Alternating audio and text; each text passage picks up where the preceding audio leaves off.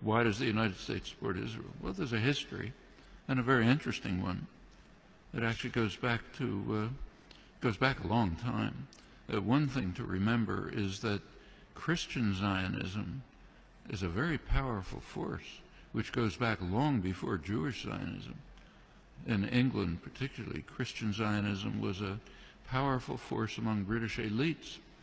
It's part of the motivation for the Balfour Declaration and for Britain's support for Jewish colonization of Israel. Remember, the Bible said, and that's a big part of British elite culture. Same in the United States. You go back to 1948, there was actually a split between the State Department and the Pentagon in the United States over how to react to the new state of Israel. The State Department was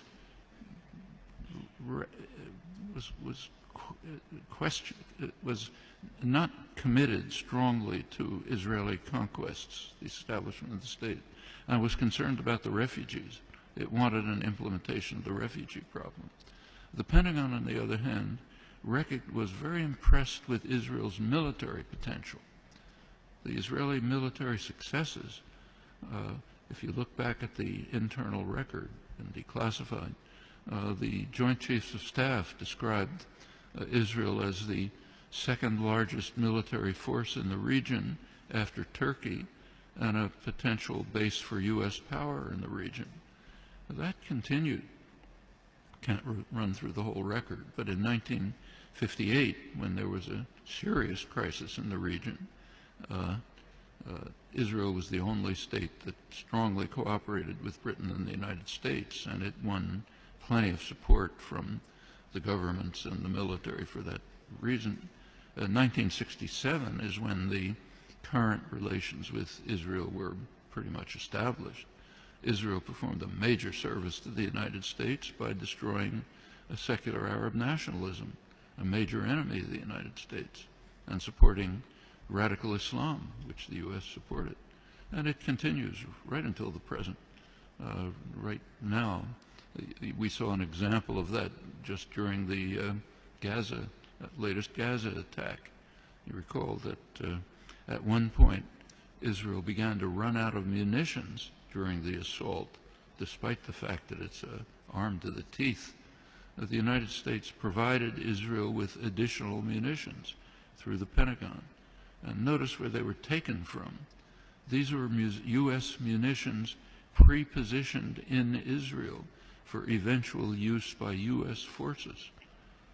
One of many signs of how Israel is regarded as essentially a military offshoot of the United States.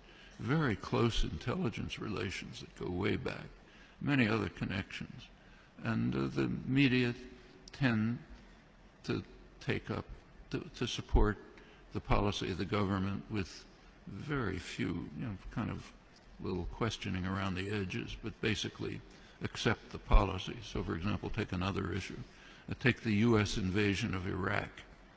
You cannot find the phrase U.S. invasion of Iraq in the U.S. media, though it was obviously an invasion, a blatant act of aggression, a textbook case of what the Nuremberg trials called the supreme international crime, cannot be mentioned.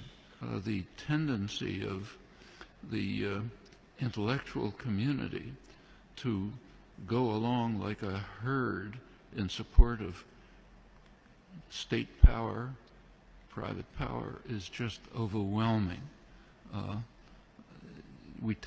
Intellectuals like to think of themselves as dissident, critical, courageous, standing up against power. Absolutely untrue. You look at the historical record, that's a small fringe, and they're usually punished. The mainstream tends to be what was once called a herd of independent minds, marching in support of state power. Nothing new here.